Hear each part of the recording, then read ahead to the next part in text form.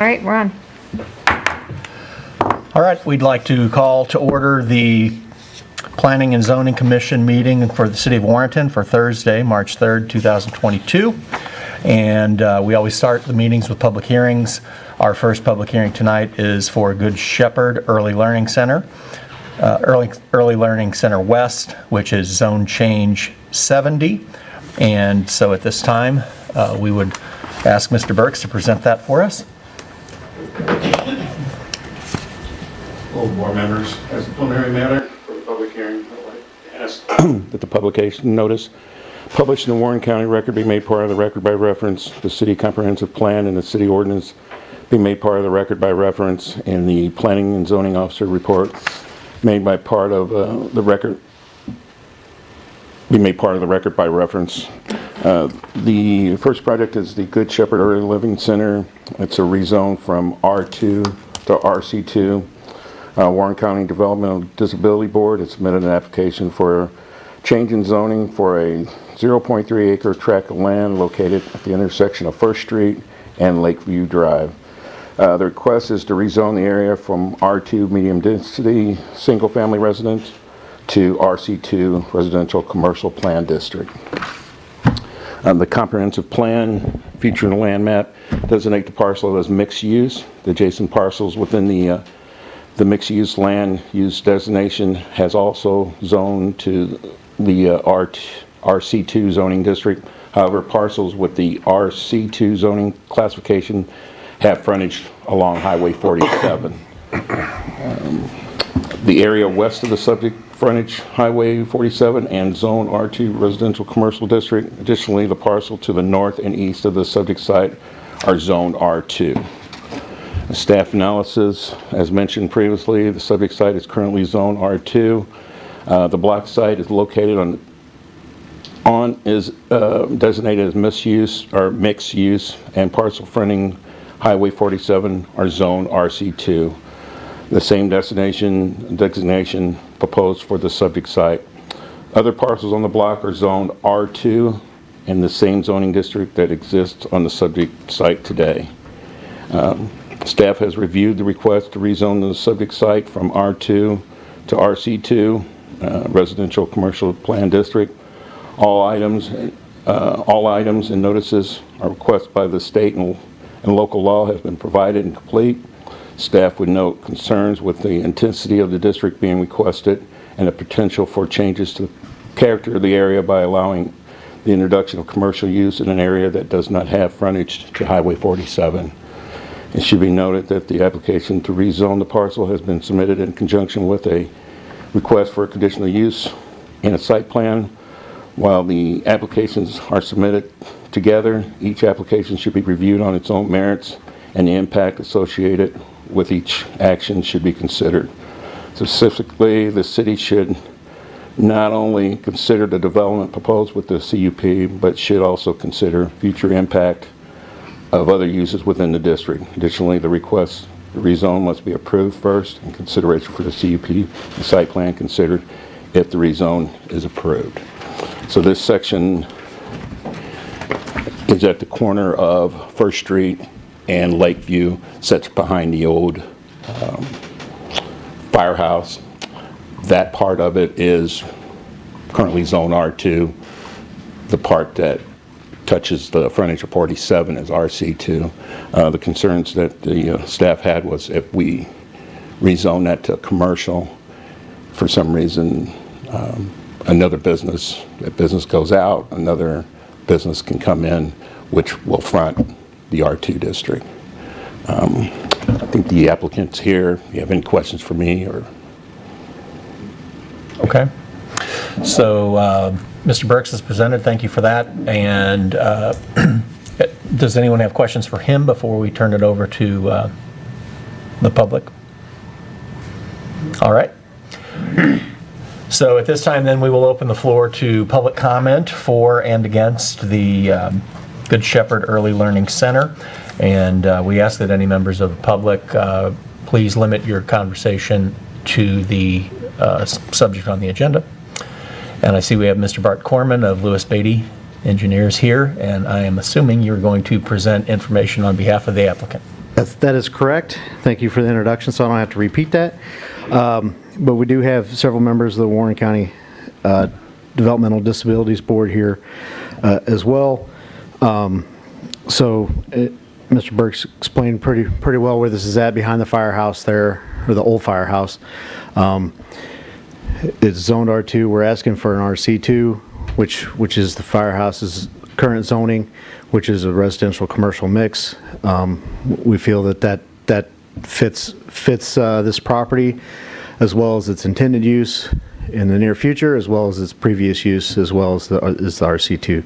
So we feel it's a good fit, and for the intended use, we have to go to that zoning to comply for the conditional use that you'll see here in a little bit, that I'll probably be back up for. So I'll answer any questions you may have, but we do have several folks in the audience here with the board. So, all right, thank you. Thank you, Mr. Corman. Please provide your business address for the record. Sure. For the record, 101 East Walton, Warrenton, Missouri. Just up the street. All right, and we will continue and accept comments from the general public in favor and or opposed to the Good Shepherd Early Learning Center West zone change. Do we have any other questions or comments? All right, please step forward and state your name. Do we need address also, sir? Typically, yes. Okay, so Good evening. Mary Jane Clark, 114 Kent Court, Warrenton, Missouri. So I am a member of the general public. I've lived in Warrenton a long time. I am currently the chairman of the Developmental Disabilities Board, and I have also served on the Planning Commission in your position for 14 years in the past. So I appreciate where you're coming from, and I only would address that the use issue and the potential of the property to be what it can be. It has never been a residential use. So I know Mr. Burks expressed concerns about changing it to a commercial use, and it has not been commercial, but it has been totally public use for all the years that it's been in existence. So I just wanted to point that out for you and address that a little bit. So, and in terms of the history of the property, it never had a conditional use for its particular previous occupants, because the Developmental Disabilities Board is a public entity. We are a taxable entity, so it was not required for us nor for the previous owners. And just as luck would have it, we did try to at least explore whether or not we could make this available for handicap services, which, as you know, has relocated and built their new building. And they would not have been able to continue using it as they were using it if there had been an ownership change. And so I just wanted to give that little bit of background, if I could. So on behalf of the Warrenton community, Warrenton residents, and all the people served by the Disabilities Board, I appreciate your consideration tonight. So. thank you, Mrs. Clark. Thank you. And do we have anyone else that would like to speak for or against the matter?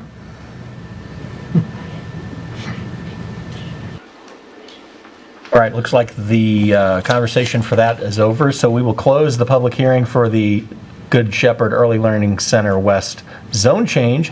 We also have a public hearing for the Good Shepherd Early Learning Center West conditional use permit and site plan. So same issue, more or less, but this is the actual development part. So Mr. Burks, please proceed with that. As a preliminary matter for the public hearing, I'll ask that the publication notice published in the Warren County Record be made part of the record by reference. The city comprehensive plan and city ordinances be made part of the record by reference, and the planning and zoning officer report be made part of the record by reference. This is the conditional use CUP 82 and site plan 153 for the Good Shepherd Early Living Center. The project summary is the same as the zone change. The request, conditional use and site plan has been submitted in conjunction with request to rezone the property from R2 to RC2. Consideration of the CUP and site plan can only be considered following affirmative actions on the rezone request. The site plan and the CUP meets all the comprehensive plan requirements. The staff analysis, there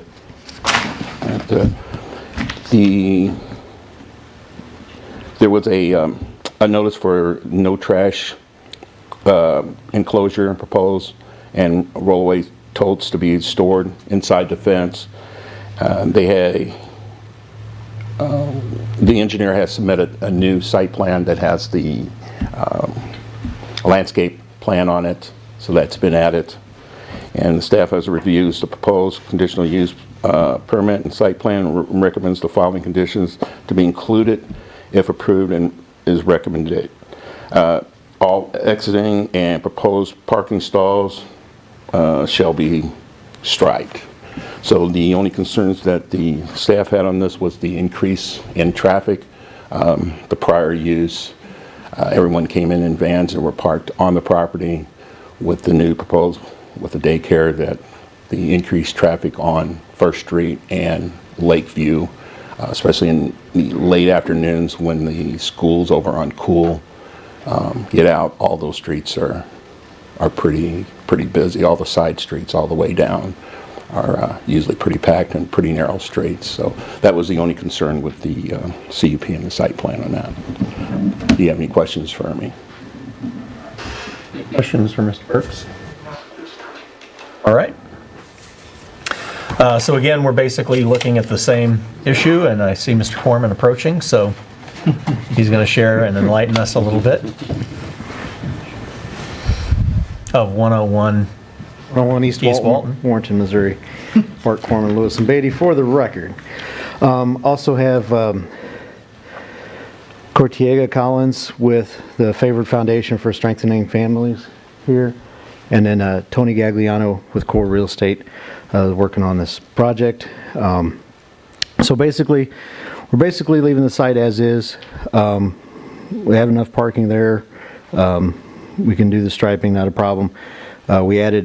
There was existing landscaping on the site, but it wasn't enough to meet the code. So we've added street trees, parking trees, and shrubs to meet those requirements.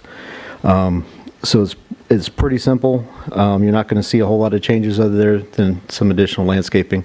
So it's not a huge change in the view of what's there now. So I'll answer any questions that anybody has. Is there a plan for like an outdoor play area? And if so, what is the provisions for fencing? So if you notice in the southwest corner of the property, it's already fenced off in the back there. So that would be pretty much the only location that you could do some outdoor stuff. So, yep. And do you know if that outdoor area is at this time designated or intended to be developed with outdoor recreation equipment and things like that for the student or for the children? But yeah, going to add some playground equipment there, yeah, but it's not part of the site plan. But if it needs to be, I guess we could add that, but it's really not a normal engineering site plan specification on a playground. Normally, I would have some questions or maybe some concerns about the noise of how many, whatever the population is playing out there. But I think this is a little bit unique in that there is another daycare facility on the opposite end of First Street. So it's not going to be, those sounds are going to be familiar to that neighborhood anyways. How many clients do you anticipate will be served by the facility? That is a question that I cannot answer, but I'm sure Cortega can come up here in just a moment and probably answer that question.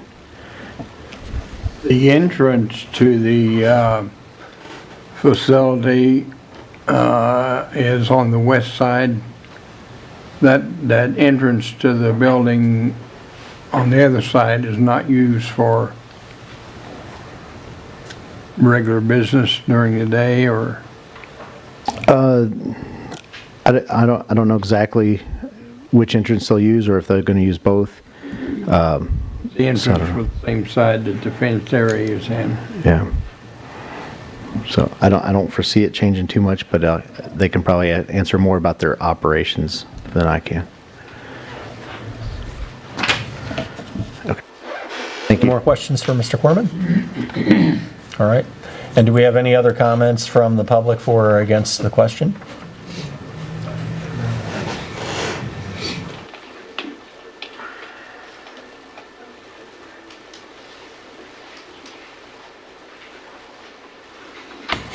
Good evening. Good evening. I'm Cortega Collins. I'm the Executive Director of the Foundation for Strengthening Families, and we appreciate the opportunity to present our case today to provide a high-quality early childhood education facility to the residents of Warren County, specifically those who meet the low-income standards, because we intend to offer child care subsidy slots to the families.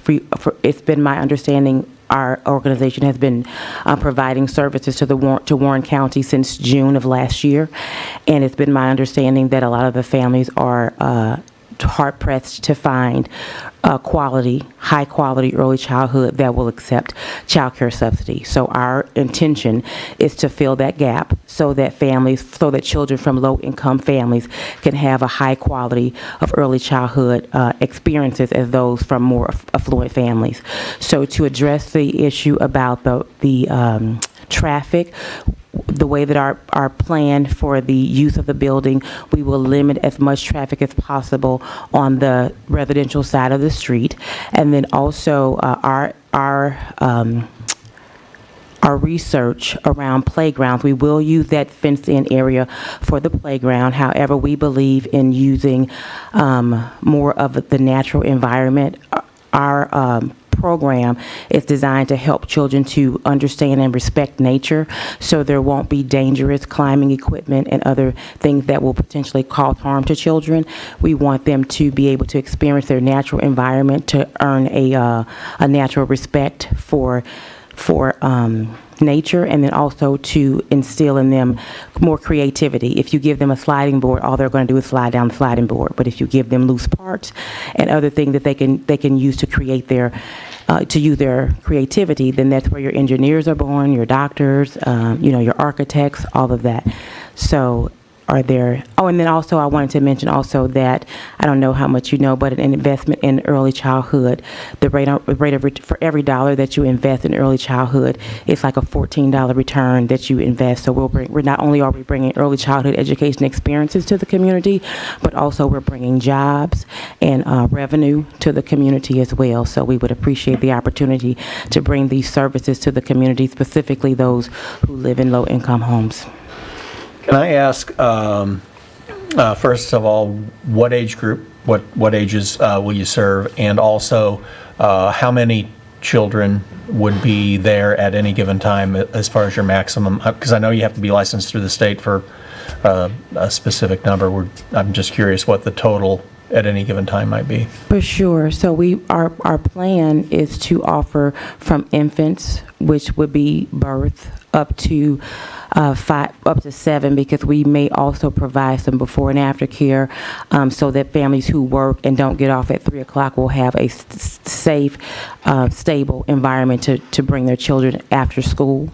But we do plan to start at birth for families who may expand their family through adoption or foster care and may not get 6 or 8 weeks off. And so they may have to return to work, especially for families who take in emergency children who may not have time off work. So we plan to offer services for infants as well. As far as the capacity, based upon what I've seen so far from the building without any renovations to it, somewhere between 30, maybe about 30 to 50 kids, but I don't know until we get an architect in there to do a floor plan to figure out what the rooms can be. But, I believe in children having as much space as possible, so I'm not just trying to pack it out with as many kids as I can trying to make money. It's to create valuable experiences for the children. So we'll maximize the space, but not overload it with children. You will have to be certified, though, through DCFS or something like that? We will have to be licensed. We will not be license exempt. We will have a license, so we'll maintain all of the state's requirements for quality. And I don't want to say too much, but we'll also go towards national accreditation as well. through the National Association of Education of Young Children. So we plan to be, and I say that to say that our intention is to bring a high-quality early childhood education facility here and not just daycare. What would the proposed hours of operation be? Well, it depends upon, so if we're allowed to do the program, we really want to do a needs assessment. So I want to assess the needs of the families who need the services, who cannot afford, other facilities. But ideally, I'm thinking somewhere between 6:30 a.m. to 5:30 p.m., but it depends upon the work schedules, on the needs, after we do our needs assessment. There's certainly a need in the community for quality daycare, and especially for your targeted customer. So. Yes, thank you. And I noticed the address on the application. Do you run the food program out at the mall also? I do. Well, we do. Very good. So for, I don't know if any of the other members are familiar with the program. I became familiar with it about a month ago when my son started volunteering there on Mondays. Oh, who's your son? Cooper. Oh, okay. So I've had the opportunity to sit while I'm waiting to pick him up in the afternoon and watch. Man, if you guys run a process as efficient and organized as that, I think success is awaiting you. We've been very fortunate to be embraced by the Warrenton community, and the amount of help and the community at large has embraced the services that we have brought here, and it's been such an honor to partner with them for almost a year now. And so if you're familiar with our food program, then you'll know that in our early childhood program, we will provide high quality meals as well. I'm not a fan of processed foods, and nutrition is extremely, and as a result of the program that we're doing, some children are getting to experience fruit and vegetables, fresh fruit and vegetables that they never even knew that they liked. So, Thank you. you're welcome. Any other questions? The employees that you will have there to take care of the clients, their training procedure or training program they go through, or is that set up by the state or? Well, my plan is, if I'm allowed to open an early childhood center here, is to partner with the workforce development. I've been on some of the community action partners meetings that happen monthly, and our plan is to have all of the people who are interested in working at Good Shepherd Early Learning West to go through a training program during the renovation stage, so that by the time we open our doors, everybody will have what's called a CDA, which is a Child Development Associate credential. Okay, thank you. And so which state agency will be doing the certification? It's under the Office of Childhood now, previously the Department of Social Services, the Section for Child Care Regulation. That's the licensing body, the governing body. Are there requirements as far as number of children, ratio to children to staff? Because I know, like on infants, it's a much lower ratio of infants to staff members than the older children. But are their ratios identical to what Child and Family Services requirements are? Yeah, they're one and the same. They are, okay. They're the same. Okay. You had mentioned some internal renovations. Are you expecting any external renovations other than what's included in the CUP? No.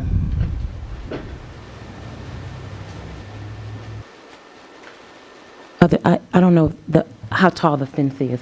My fence has to be at least 4 feet. So if the fence is under 4 feet, then that would be the only change. And then also, we don't want all grass for the playground structure, because children thrive more in different areas for play, not just grass. So those would be just something minor on the outside. That's it. Thank you. Yep. Thank you. Thank you. We have anyone else who would like to comment on the Good Shepherd Early Learning Center West?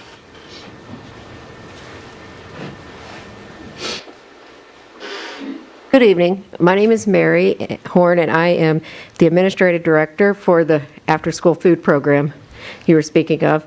I've had the opportunity to do that for, well, since summer was starting, so it's a credible opportunity, as he said. We feed 650 people in Warren County every Monday right now, so until school lets out.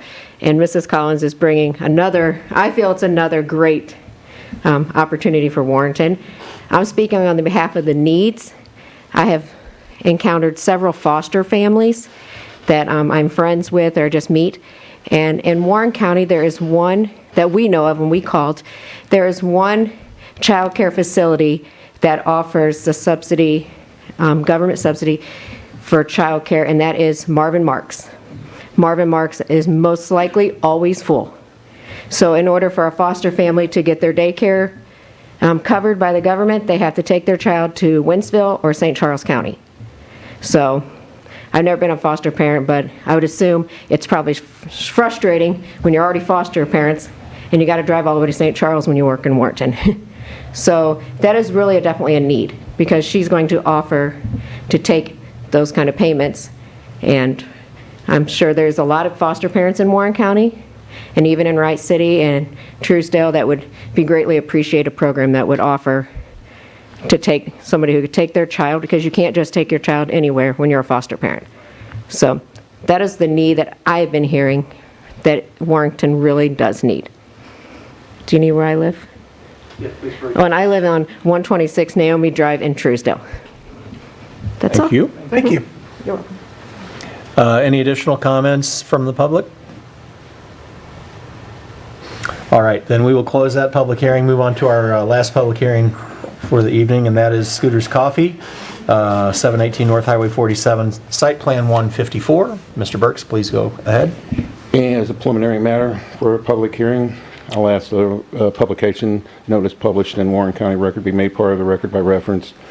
The city comprehensive plan and city ordinances be made part of the record by reference, and the planning and zoning officer report be made part of the record by reference. It's Site Plan 154. Surreal Associate has submitted an application for a site plan approval for a 1.07 acre area of land on the east side of Highway 47, south of Interstate 70. The proposal includes construction of a 664 square foot drive-through coffee facility. The subject site is Zone C3, Highway Commercial District, and the surrounding properties are the same zoning classification. The proposal will include utilizing the existing curb cuts off of Highway 47 with the development of the current vacant lot. The proposed use is permitted within the C3 district and provides for a development consistent with the proposal of the district to implement the comprehensive plan. On the staff analysis, the proposed change includes utilizing existing curb cuts located on Highway 47 as well as Niehaus Road. No changes to the means of access are proposed. Landscape, the proposed landscaping on the site meets landscape requirements of section 405.265. Proposed landscaping includes trees and shrubs. Let's see. Any other factors relevant to the public health, safety, and convenience and general welfare of the residents of the city of Warrenton? Staff is not aware of any additional factors. So this is the vacant lot on the east side of 47. It's going to be just north of the One Stop Smoke Shop and between SSM. So they'll use the entrance off of 47. There'll also be an entrance opened up behind the car wash for fast lane where Steinhagen heads north. In the staff recommendations, staff has reviewed the proposed site plan and recommends approval of the request as submitted. Is there any questions for me? There should be a representative here for the coffee shop. Anyone? All right, thank you, Mr. Burks. And now we'll accept comment from the public and/or the developer.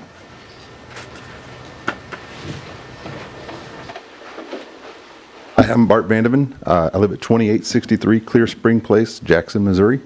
I am the franchisee that wants to bring this to town. We own 4 of these already in other locations. We're currently getting ready to build one in Ellisville, and we're wanting to build one here. I'm ready to answer any questions that you may have. I had never heard of Scooter's Coffee until this came across, and I've got a wife and 2 daughters that are very enthusiastic. No doubt that a coffee shop will be popular. I have some concerns about the traffic congestion and the access to this off of 47. I don't know how that's going to look. There is no center turn lane in front of this. If you're southbound on 47, that's my biggest concern. That is already kind of a mess in the morning, and for them to turn in southbound 47 into this lot, I just don't know how we're going to get traffic in and out of there. So we did a traffic count on it, and the majority of your traffic is flowing north, which is a right in and right out. Correct. So that's kind of the factor we chose when we chose that location to be on that spot, is so that the majority of the traffic can get in and get out. Is this strictly a drive-through? Yes, sir. Drive-through only. Okay. Yep. There's no public access. The only people inside the building would be the employees.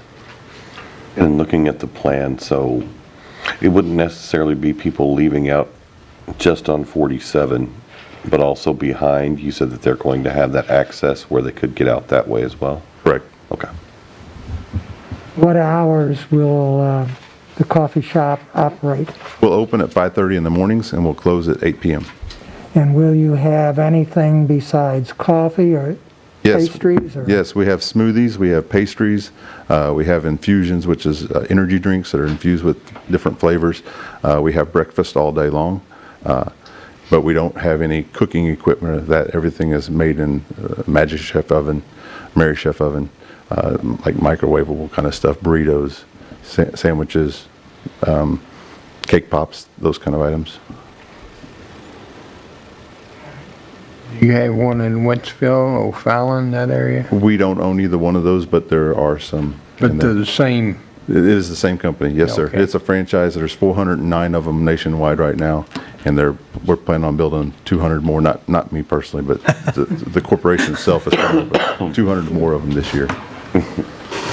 You're ambitious if you're going for 200 more. So. Yeah, that's why I had to clarify. It's not just me. Kind of piggyback off of what Mr. Cornell said, I've seen Starbucks like on 5th Street that fill up and it backflows into 5th Street. Are there provisions in place to, if you have that congestion, of where they are to go as opposed to blocking up 47 to enter? Yeah, our intent is not to block 47. So what we're doing is we have a double drive-through lane. What we can hold in our stack is about 19 cars. So if you look at the plan we got up there on the board, we can hold 19 cars in our stack. What our whole business model is about speed. So it's about how fast can we get cars in and out. At our Jackson location in Jackson, Missouri, we average about 92 cars in an hour. So we don't back up on the road. Our whole business model and our whole system is get them in, get them out, which is very different than Starbucks. Starbucks takes a long time for their transaction and for them making their drinks and whatever.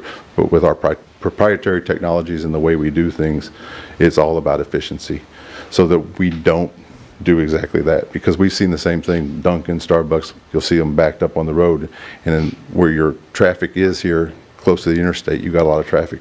You can't afford us to do that. That's why we've left as much space as we have on that lot to be able to hold the amount of cars. And it is our belief from our experience with the other stores and doing the traffic count that we did, that we can handle your traffic without backing up on your street. Yeah, thank you. You know, it seems, so I've been here a long time. I remember the businesses that occupied those lots. And when I say those lots, the SSM, the lot that you're proposing to go on, and the smoke shop, those have all at various times had challenges for access. Personally, it seems like this would scream for some kind of cross access for all three of those that I would love to see worked out. Like I said, I take you at your word for how fast you can get these vehicles out. And it looks like you have quite a space for that stack. It's just that access for southbound. And I understand that most of the traffic pattern is northbound, but I also realize that there's not a Scooter's Coffee there to draw those people across the overpass, but I can see that happening. And they just have nowhere to turn in. If they could come in on the southernmost entrance to the smoke shop and then access it, I think that that's a very doable situation, because there is a left turn lane or a center turn lane. But again, I don't know. I just, when I view people trying to turn in, currently there's not a lot of traffic coming southbound, but when they try and turn in to either get to Valvoline or to get to the SSM, I see them stacking up. And if you're northbound, that turn lane, which would allow you to turn left into Conoco or Papa John's, it actually ends there, and it begins the lane for northbound traffic that's going to get onto westbound I-70 as they cross the overpass. So that's just my concern. I don't know if any of the other members of the panel have those concerns, but I do have that concern for safety and efficiency of the traffic.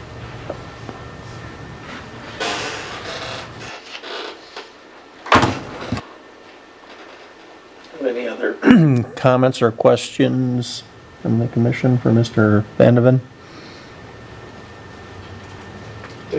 All right. Thank you, guys. I sir. appreciate your time. And do we have anyone else that wanted to speak in favor of or in opposition to the Scooter's Coffee site plan? All right. So that concludes our public hearing. We do have a public comments for an item that previously had public hearings, and that is Park Hills Plat 1 subdivision, final plat. So Mr. Burks will present that now. This Park Hill subdivision final plat SUBD 87, an application for a final plat for a 35.34 acre tract of land located on the west side of South Morgan Street across from Brinkley Woods and Spectre Lake has been submitted. The request is to establish 20 single-family residential lots with associated infrastructure to support, develop, and 2 common ground lots for stormwater and mailbox location. The preliminary plat shows the project will be developed in phases, with phase 1 generally being on the east side of Big Creek. The submitted plat is consistent with recommendations from the Board of Aldermen, and plat 1 includes areas east of the creek. On the map that was submitted with the report, everything in red is phase 1 on the east side of Big Creek. Staff has reviewed the proposed final plat and found the proposal is consistent with Chapter 410, the subdivision regulation of Warrenton Municipal Code. Further, proposed design of residential subdivision furthers the goal of the comprehensive plan. Staff recommends approval of the final plat with the following conditions. Common ground areas are included on the site. These areas include stormwater retention pond and a discharge area and a postal CMU area. Section 410.150 requires residential project to provide park areas and open space accessible to the public, or in lieu of thereof, and an option of the city, a payment of money in amount in accordance with a defined schedule. Staff has received documentation that these areas are for public use. As such, the park area and open space contribution is required, and a completion of escrow is required in section 410.110 prior to a final execution of the plat. Is there any questions for me? So with respect to those two recommendations for the stormwater detention and for the common ground, has that now been addressed? Is the plan as submitted compliant with those conditions? Yes. So we've received the plans and they'll be submitted to our engineer. Okay, so we don't have the engineering Not at review this done time, yet? no. Okay.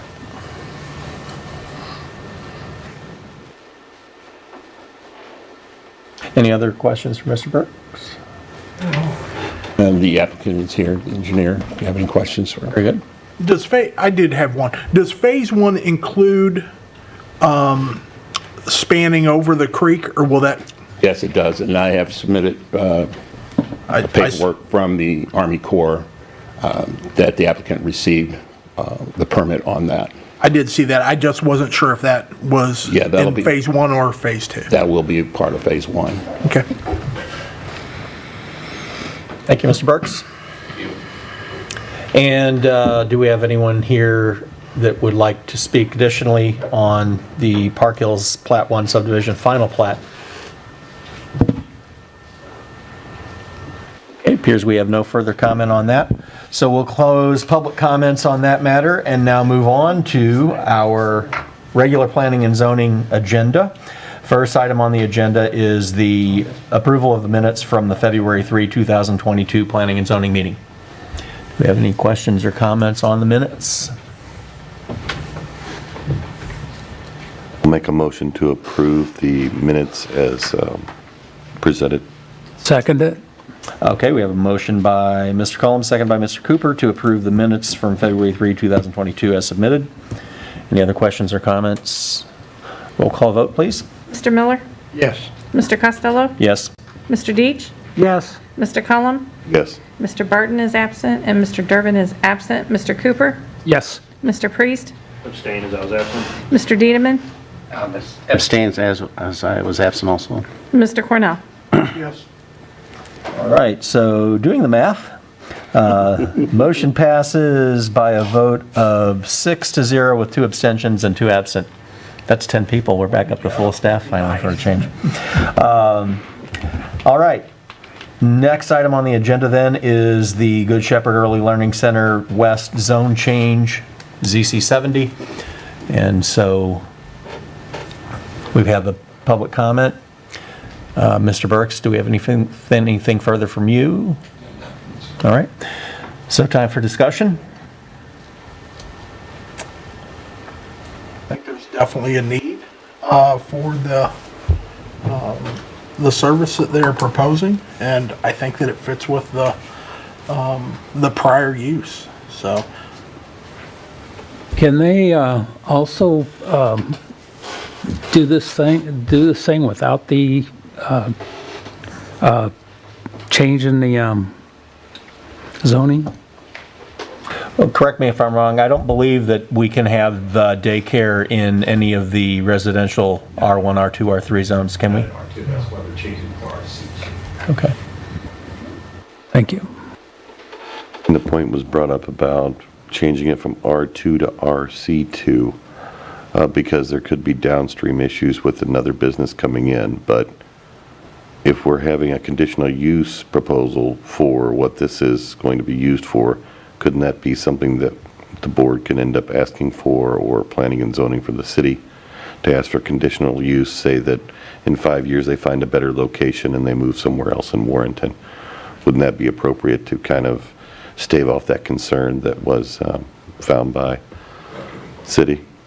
So anything else that would be a permitted use in an RC2 district could theoretically go into this site in the future. If it's listed in our code as a permitted use, I don't really think we can put a condition on this conditional use permit that would later restrict the zoning, if that's what you're trying to say is, could we make... Oh, no, it wouldn't be a Okay. stacking of conditional use. I was just saying Okay. downstream that you're saying that it could go in, but this one had to have a conditional use permit to alter the zoning or for this business type to be in an RC3? This type of business would be in the RC. So there's some businesses could go in as permitted, and some would need the conditional use permit. Okay, got it, thank you.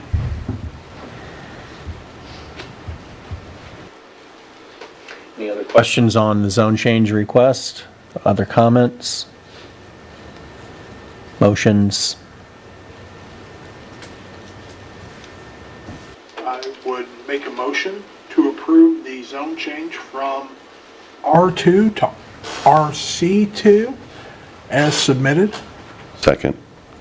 Motion by Mr. Cornell, second by Mr. Cullum, to recommend approval of the Good Shepherd Early Learning Center West Zone Change 70.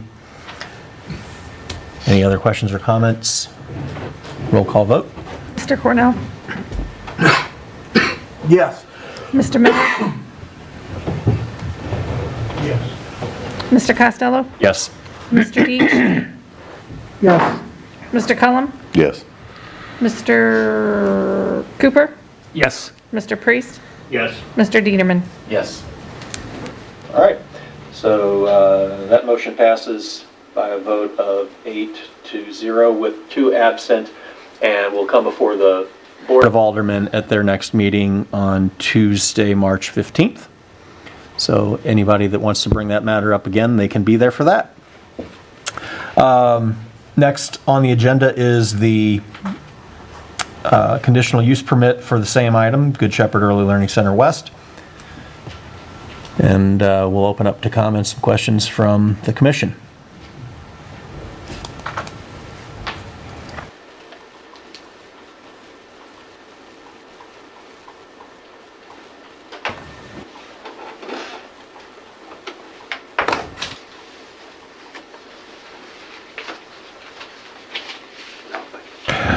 Make a motion to pass the conditional use permit and the site plan as presented.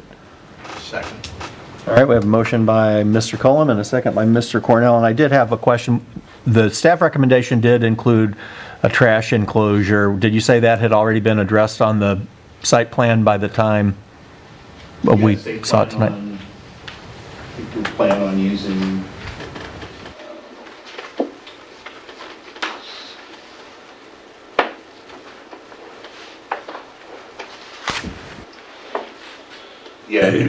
it noted no trash enclosure and proposed roll-away trash totes will be stored inside the fence area. Okay.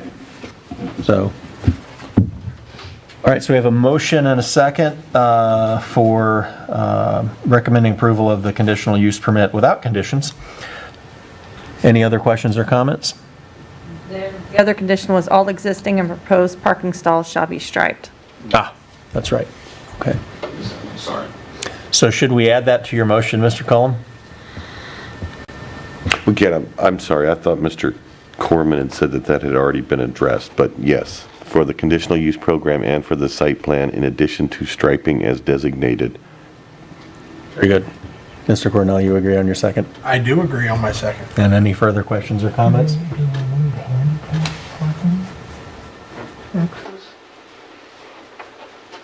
Well, I presume on required handicap spaces, that's spelled out in code and the site plan addresses that. Yeah, I don't think there's anything we have to address here. Staff would have identified those issues, but I don't think we have any of those Okay. concerns. So.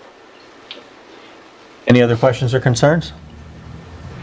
All right, roll call vote. Mr. Costello? Yes? Mr. Deach? Yes. Mr. Cullum? Yes. Mr. Cooper? Yes. Mr. Priest? Yes. Mr. Dieterman? Yes. Mr. Cornell? Yes. Mr. Miller? Yes. All right, so motion passes by a vote of 8-0 with 2 absent, and again, will come before the Board of Aldermen at their next meeting on March 15th. And finally, on the Good Shepherd Early Learning Center West, we have the site plan consideration. I think Jason wrapped that in his last motion. Oh, it was in the motion? I'm sorry. I thought we did, yeah. So- You're just being efficient. So we can take comments or questions or a motion? I'll make a motion that we accept site plan 153 for the Good Shepherd West daycare. I'll second that. Okay. Well, since it's been Cornell and Cullum, Cullum and Cornell, I guess now we'll do Detterman and Deach. So motion by Mr. Detterman and a second by Mr. Deach to recommend approval of the Good Shepherd Early Learning Center West site plan. Any other questions, comments, concerns? With the same condition? Yes. Yeah. We put conditions on site plans? Okay, then let's continue the conditions to the site plan. I've only been here 20 years and still didn't know that. So. All right, any other questions or concerns? All right, roll call vote then. Mr. Deach? Yes. Mr. Cullen? Yeah. Mr. Cooper? Yes. Mr. Priest? Yes. Mr. Biederman? Yes. Mr. Cornell? Yes. Mr. Miller?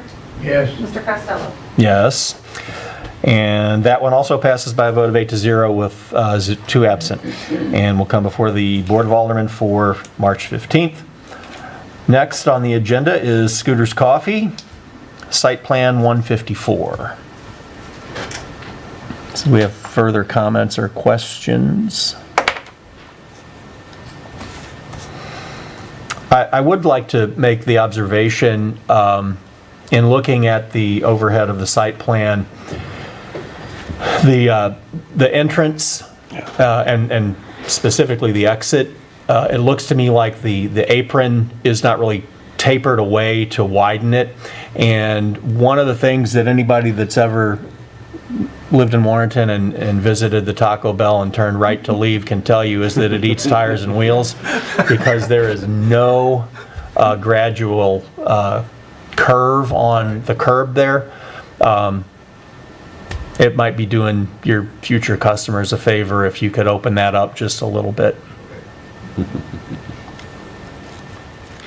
In leaving this up, so looking at the external arrows going around, so I see the 2 Q lanes closest to when they're pulling in.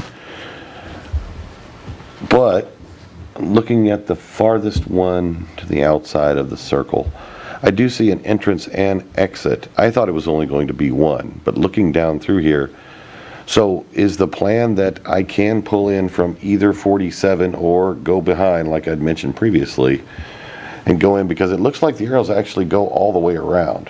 So you could have a 3rd lane going into 2 lanes. What I was actually going to ask is, was that part of the 19 vehicle queue, was to have all 3 of those lanes? May I come over? Yes, please do. No, that's fine. So the queue is the 2 lanes closest to those 2, yes. Those 2 are the lanes with the queue. The other lane is for if somebody comes and gets a drink and they need to circle back around to exit there, they can. Okay. But that extra lane there is not used for the queue. We can hold 19 just in the lane from the window, go and break into the 2 order boxes, and then all the way out to the street. Okay. And while you're up here, did anyone else have any question for this gentleman so he doesn't go sit down and then? Don't mind. It's the exercise. Mr. Cornell did make the observation that other than in the wee hours of the night when you're not open, making a left turn out of your 47 access is going to be nearly impossible, but that's okay. People will figure that out. I've got the same, I'm not going to rehash my, my concerns. I think that it might be, the issue with the Nehus entrance, the back entrance, is that takes you all the way down to another stoplight, make a left. Maybe sooner or later some people will realize that. I would feel a little bit better if that entrance and exit on 47 was a right in and a right out. So as you exit, you're not going to be trying to make that left to go south on 47, and that would prevent people from southbound 47 making a left trying to get into your establishment. They would be forced to go down and find another entrance. But just my concerns. Any other questions or comments? Would that be something that your establishment would be open to, is putting a median of sorts to only having a right in, right out? That was something we'd have to go through MoDOT. I'm in your parking lot, so you couldn't make a left in. It would be a center divider, kind of like Quick Trip has in most of their entrances, especially as they're close to the interstates, is that they don't allow people to make lefts. They would only be able to make a right out of your establishment. If that's what you required, I guess we would have to do that.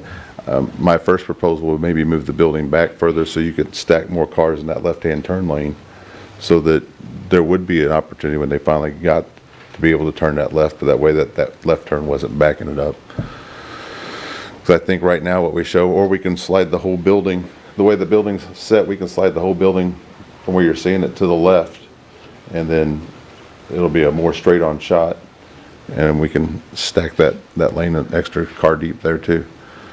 So my city in Jackson, where I have, that's my busiest location that I have, has very similar traffic patterns to what you see here. And our left-hand turn is the hardest one to get, but that's why we have to let them stack. But there's normally an opening between cars that they can get out. But again, we're open to do whatever you guys are going to say we need to do. You're going to be open on weekends as well as weekdays, correct? Yes. Okay. We're open every day of the year basically, except for Christmas.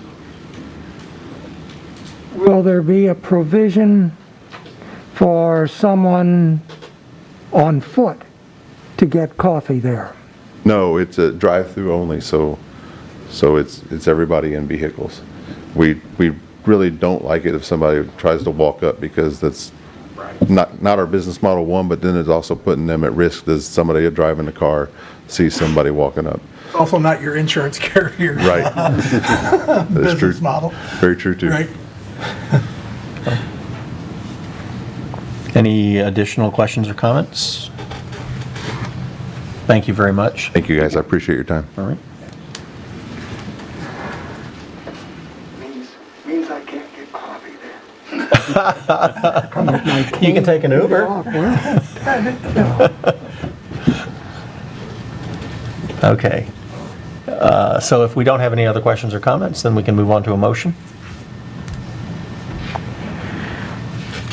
I would make a motion to approve the 154 as it states here. And I'll second that motion. All right, we have a motion by Mr. Miller and a second by Mr. Deitch to recommend approval of Scooter's Coffee Site Plan 154. Any other questions or comments? Roll call vote, please. Mr. Cullum? Yes. Mr. Cooper? Yes. Mr. Priest? Yes. Mr. Dieterman? Yes. Mr. Cornell? No. Mr. Miller? Yes. Mr. Costello? Yes. Mr. Deitch? Yes. And that motion passes by a vote of 7 for and 1 against, with 2 absent, and will also come before the Board of Aldermen on March 15th. And then finally, our last item on the agenda is the Park Hills Plat 1 subdivision, final plat.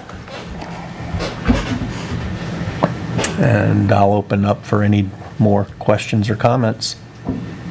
Do I see sidewalks on it? On the,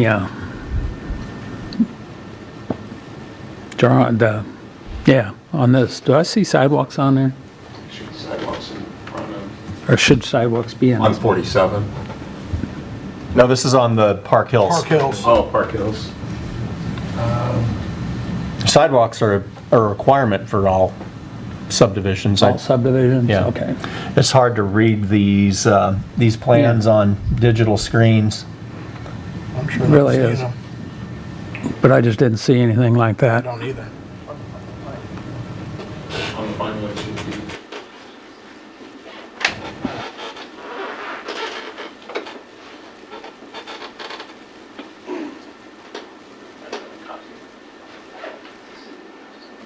So, Mr. Corman, is there an answer to this?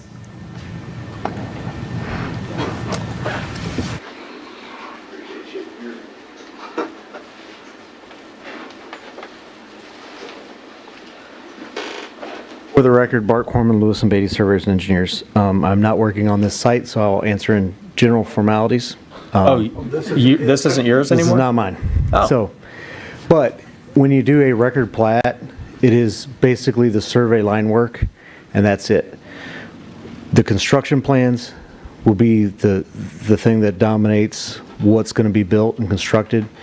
And the preliminary plat is the guidance on what those construction plans will be. So your preliminary plat should have had some sidewalks on it because it's a residential subdivision development. And the construction plans will have those drawn as well. But the final plat will not have that actually drawn on there because it is basically, the final plat is basically a survey. Okay. And it's just the line work, the mathematics on that. Okay, property lines and easements. That is correct. Okay. Okay. Thank you. He gets the invoice, not us. Okay.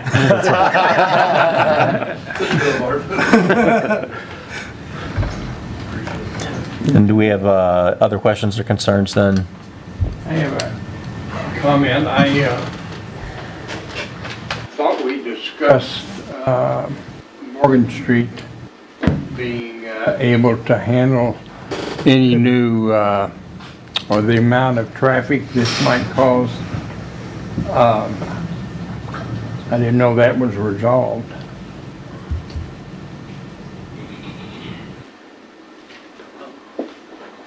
Oh, it was discussed Definitely in discussed. great length, at great Yes. length, so. And But I understand, I agree with your point, yes, that Moving note. I think your recollection is that the improvements and the road itself needs to be able to meet the additional traffic demands. I might, if I remember that wrong. You're correct. Okay. You're correct. Actually, Mr. Miller remembered it.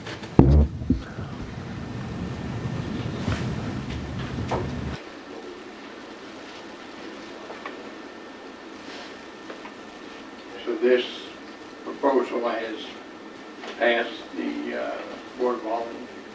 Right, so this is the final plat review that our recommendation to approve or to reject still goes to the Board of Aldermen, and then the Board of Aldermen makes a final vote.